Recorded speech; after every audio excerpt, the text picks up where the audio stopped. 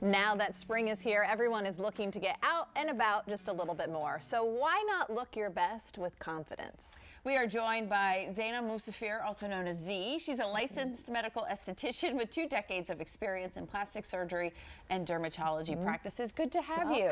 Thank you for having me. I feel like aside from maybe weight, our skin and the quality of our skin or how it looks, it really affects our confidence. What do you see?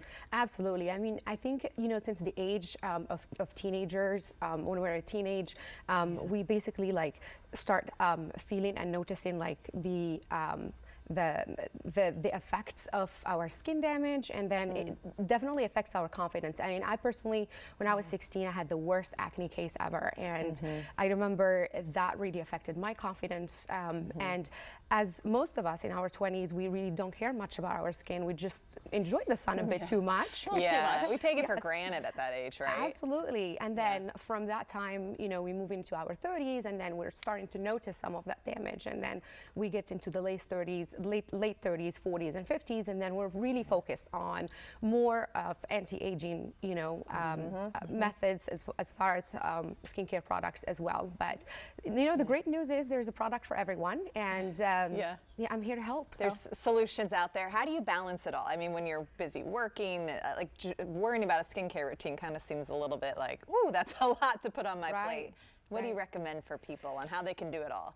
Absolutely. I mean, most people would say they don't have time to, you know, follow a skincare routine. But truly, if you really start thinking about it as more of a, you know, your lifestyle, a part of your daily care, of your self-care, then you'll get to enjoy the process of basically just doing something nice for yourself. Yeah, treating yourself. Yeah, absolutely. And then the great news is you could do it twice a day, which is great.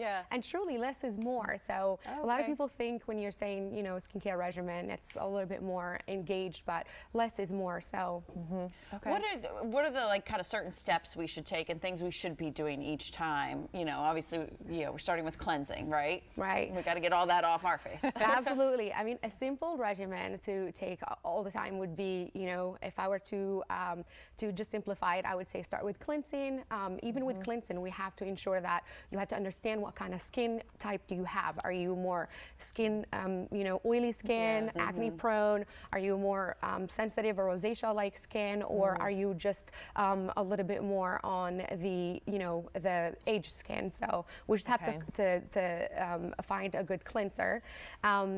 Typically, I like to do a nice exfoliator right after because it really slough off all the skin cells, and it really helps with the better penetration to products.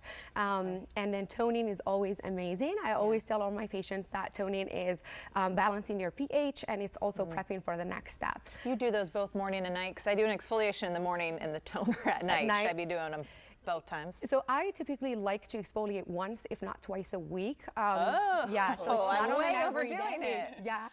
Okay. You just have to be careful a little bit not to slough off like the natural oil bindings. So it's just a little bit, you know, dangerous when you're doing it every day. And I know it feels great because when you're doing your exfoliator, you're like, my skin feels so amazing. I want to do that every day. But wakes up my skin. It's not healthy for your skin. Okay, thank you. Of course, absolutely.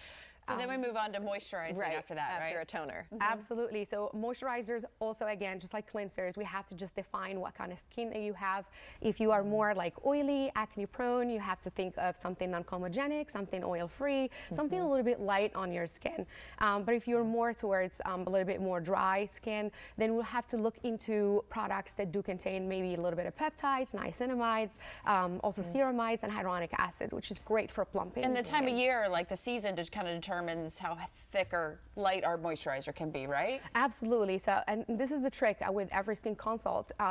Your skin in winter season and fall season, it's not your skin during, you know, spring and summer season. So we definitely have to tweak those skincare products, and that's the very important thing that we do a lot with our patients, is to educate them about how they can manage their skin throughout the year. I did my heavier SPF this morning because I was like, okay, now I'm out in the sun a little bit more.